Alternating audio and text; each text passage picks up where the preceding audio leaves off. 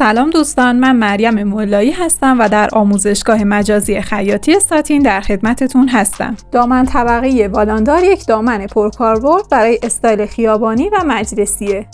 پایه دامن میتونه دامن ربع کلوش یا فون از پهلو یا فون 4 وزمان باشه. من میخوام دامن هم کمرکشی باشه و هم فون 4 وزمان. پس اول 2 خط عمود بر هم میکشم.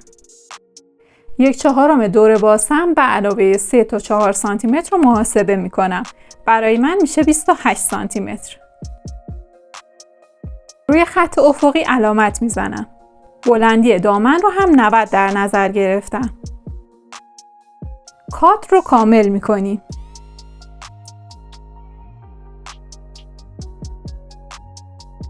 این خط CF. از خط CF 10 سانتی متر داخل میشیم و یک خط موازی تا پای دامن میکشیم.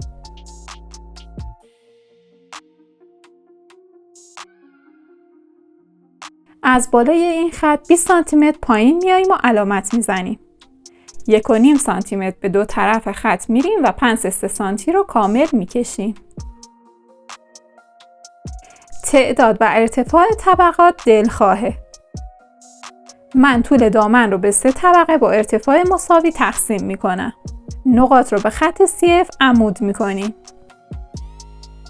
اطراف الگو رو میچینیم. این خط رو از پایین تا انتهای پنس میچینیم. پنس رو میبندیم.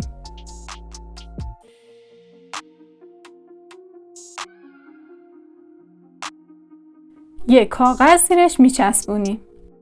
خط پای دامن رو کامل میکنیم و اضافه کاغذ رو میچینیم. خط طبقات رو هم کامل میکنیم. از این الگو باید کپی برداریم. اطرافش رو خط میکشیم.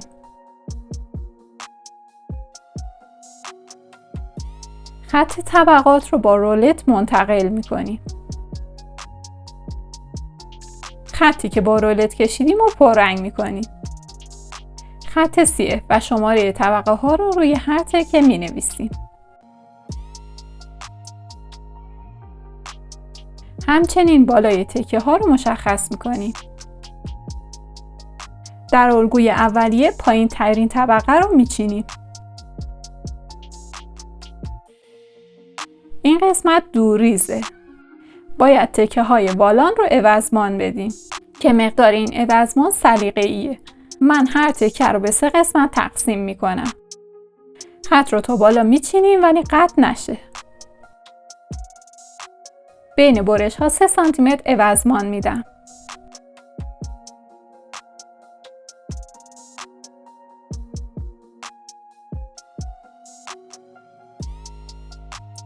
خط پایین رو کامل میکنیم و اطراف الگو رو میچینیم.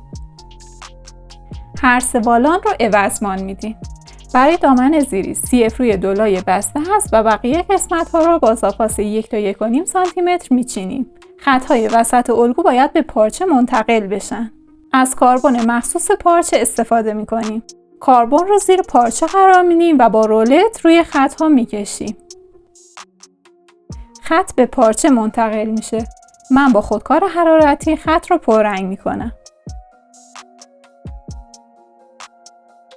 الگو رو جدا میکنیم و چند سنجاق روی پارچه میزنیم.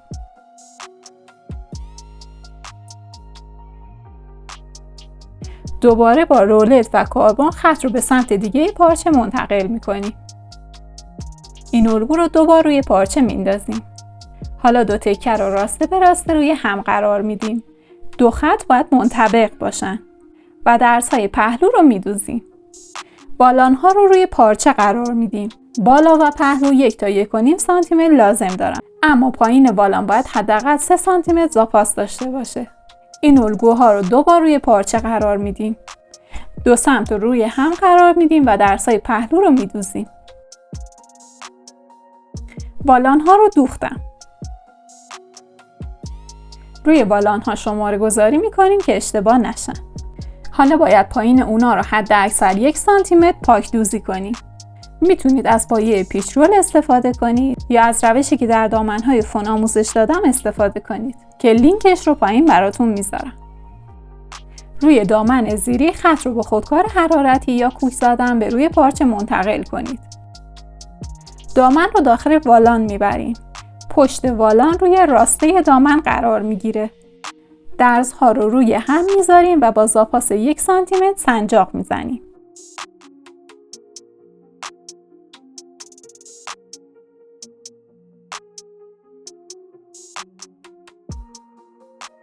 بین درزها رو هم چند تا سنجاق میزنیم.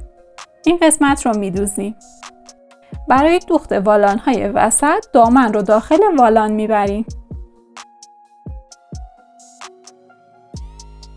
پایین والان رو بالا میزنیم و والان رو راسته به راسته روی دامن قرار میدیم. درزای پهلو رو روی هم قرار میدیم. 1 سانتیمتر زاپاس والان رو با سنجاب به خط روی دامن وصل میکنیم. این قسمت رو میدوزیم. درز کاملا تمیزه و زاپاس داخل والان قرار گرفته.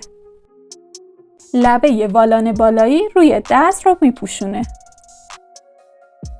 برای وصل پایین ترین والان. این قسمت پایین دامنه. دامن رو داخل والان میبریم.